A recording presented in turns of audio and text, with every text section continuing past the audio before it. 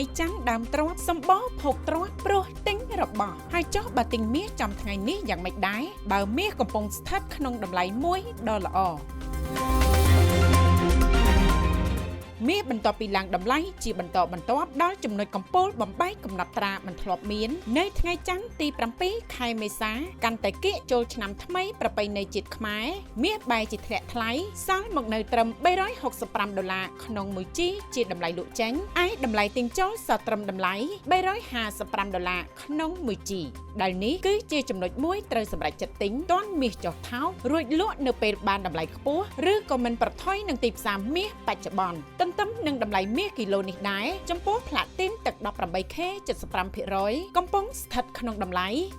$274ក្នុង1ជីឯតម្លៃទិញចូលស្ថិតក្នុងតម្លៃ$264ក្នុង1ជីជាមួយគ្នាផ្លាទីនអ៊ីតាលី 18K 75% សម្រាប់លក់ចេញគិតក្នុងតម្លៃ$362ក្នុង1ជីចំណែកសម្រាប់ទិញចូលគិតក្នុងតម្លៃ$259ក្នុង1ជី